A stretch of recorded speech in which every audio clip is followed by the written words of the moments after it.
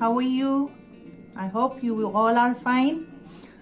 और मैं फिर हाजिर हूँ आपके सामने संडे की कहानी लेकर, और उम्मीद करती हूँ कि आप अपना ध्यान रख रहे होंगे, क्योंकि जो मौसम है वो बहुत तेजी से बदल रहा है। डेंगू बहुत तेजी से फैला हुआ, वायरल बहुत तेजी से फैला हुआ है, और इन सब का ध्यान रखिए। अपने आसपास पानी मत इकट्ठा होने दीजिए, कूलर्स को साफ करिए, टायर्स को हटा दीजिए, कहीं डंप पानी है तो उसे हटा दीजिए, मिट्टी डाल दीजिए, केरोसिन ऑयल का यूज कीजिए उस पानी पर, जिससे कि मच्छर ना पनपे और बीमारी फैल ना पाए, because prevention is better than cure.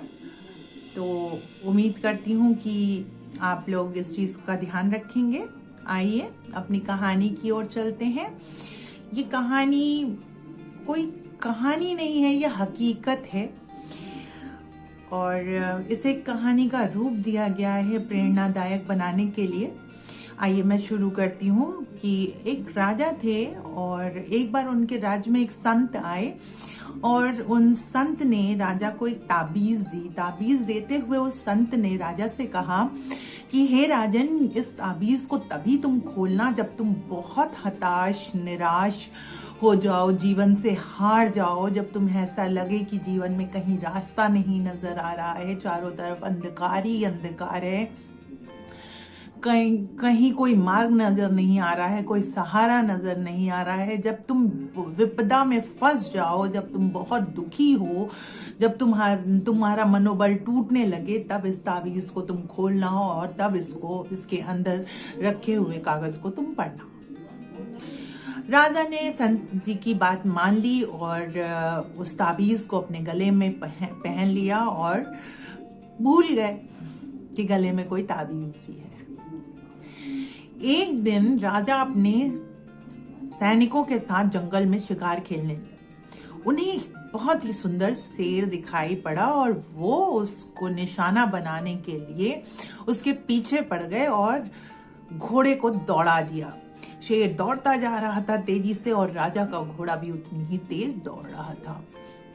लेकिन इस दौड़ी में, पकड़म पकड़ाई में, राजा अपने सैनिकों से काफी दूर चले गए, और इतनी दूर चले गए कि वो अपने दुश्मन राजा के खेमे में, मतलब एरिया में पहुंच गए, और शेर उनके हाथ से निकल गया।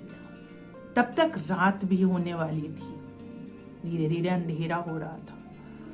जब राजा को एहसास हुआ कि मैं अपने दुश्मन राजा के इलाके में पहुंच गया हूं, तो उसे थोड़ी सी घबराहट हुई, और एक भी सैनिक उसके पास नहीं थे, तो वो और थोड़ा परेशान और विचलित हो गया। और अचानक से उसे सैनिकों के घोड़ों की आवाज सुनाई पड़ने लगी। तो राजा ने जो है अपना घोड़ा दौड़ाया बहुत तेजी से, जितनी तेजी से दौड़ा सकता था दौड़ाया, लेकिन वो जितनी तेज दौड़ा रहा था उतनी ही तेजी से दुश्मन के सैनिक उसका पीछा कर रहे थे, और राजा को तो लगा कि आज कुछ ना कुछ हो ही जाएगा। बहुत मुश्किल की घड़ी थी। राजा घोड़ा दौड़ाए जा रहे थे, और उनके पीछे सैनिक भी अपना घोड़ा दौड़ाते हुए आ रहे थे। वो राजा बहुत घने जंगल में थे, लेकिन सैनिक भी उनके पीछे लगे हुए थे। राजा को कुछ समझ में नहीं आ रहा था कि मैं क्या करूं, और अभी तक तो वो पूरी तरीके से थक चुका था, हार चुका था, भूख प्यास के मारे व्याकुल हो चुका था। तो अचानक उसे एक गुफा दिखाई दी घनघोर जंगल में। तो वो उस गुफा में जाकर एकदम सन्नाटा सांस रोककर बैठ गया अपने घोड़े को लेकर, और विचार करने लगा कि आज का दिन तो मेरे लिए बहुत ही खतरनाक और दुखदाई, आज तो मेरे प्राण हर लिए जाएंगे। जैसे ही ये घोड़ों की टाप मेरे करीब आएगी तो मैं मृत्यु के हवाले हो जाऊंगा, और मेरा आज अंत निश्चित है। ये सोचते हुए उसने अपनी गर्दन पे हाथ फेरा, और हाथ फेरते ही उसके हाथ में वो ताबीज लगी, और उसको साधु महात्मा की कही बात याद आ गई। उसने फटाफट उस ताबीज को खोला, और उसमें से वो कागज निकाल कर पढ़ा, और जैसे ही उसने उस कागज को पढ़ा तो उसके अंदर एक ज्योति जाग उठी, क्योंकि उस कागज पे लिखा था यह भी कट जाएगा। जैसे ही राजा ने इस शब्द को पढ़ा, उसकी आंखें बंद हो गईं। वो ईश्वर को याद करने लगा और उसके अंदर आत्मविश्वास दौड़ने लगा। जो घोड़ों की आवाज उससे पास आती सुनाई दे रही थी, धीरे धीरे वो घोड़ों की आवाज उसको दूर जाते हुए सुनाई देने लगी और उसके अंदर जीवन जीने की इच्छा जाग उठी और वो वहां पर आंख बंद करके बैठा रहा। और जब सब शांत हो गया तो वो वहां से धीरे से निकला और अपने राज्य वापस आ गया। ये एक राजा की कहानी थी और उस ताबीज में लिखा हुआ शब्द यह भी कट जाएगा से राजा जो है प्रेरित हुआ और अपने जीवन को फिर से जीने की उसमें आशा जाग उठी। ये कहानी उस राजा की नहीं है, ये कहानी हम सब की है। हम सब कभी ना कभी ऐसी परिस्थिति में पड़ जाते हैं, ऐसी घड़ी हमारे जीवन में आ जाती है कि हमें समझ में नहीं आता कि हम क्या करें क्या ना करें, कहाँ जाएं कहाँ ना जाएं, किससे पूछें किससे ही करें।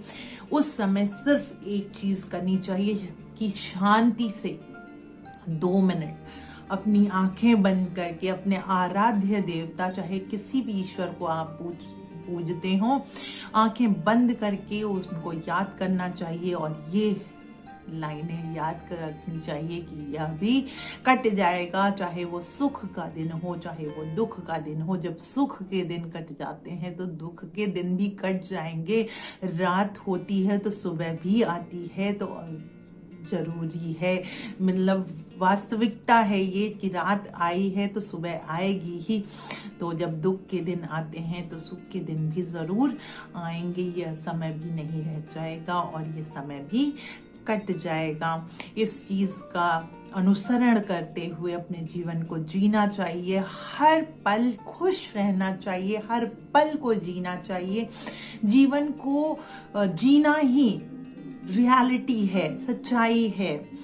और मरना तो सबको है, ये मतलब मरना तो एक सत्य है, सभी को पता है। हम मरण लोक में हैं, हम नरक लोक में हैं और ये मृत्यु लोक है, यहाँ तो मरना निश्चित है। लेकिन जब तक हम जिए तब तक जिंदा दिली से जिए। जो करें वो उसमें दम होना चाहिए, उसमें सच्चाई होनी चाहिए, कि उसमें एक उद्देश्य होना चाहिए कुछ भी करने का। तो याद रखिए कि यह भी कट जाएगा। जब आप हतोत्साहित हो जाइए, जब आप निराशा में हो जाइए, जब आपको ऐसा लगे कि अब आपके आगे पीछे रास्ता नहीं दिख रहा है, तो इन लाइनों को याद कर लीजिएगा कि यह भी कट जाएगा और आप देखिएगा एक ऊर्जा का संचार आपके अंदर होगा और आप एक नई रोशनी से प्रकाशित हो जाएंगे। तो उम्मीद करती हूँ कि आपको ये कहानी अच्छी लगी होगी। अगर अच्छी लगी हो तो लाइक शेयर सब्सक्राइब ज़रूर करें और हो सके तो कमेंट भी करें। फिर मिलते हैं आने वाले संडे को। तब तक के लिए धन्यवाद।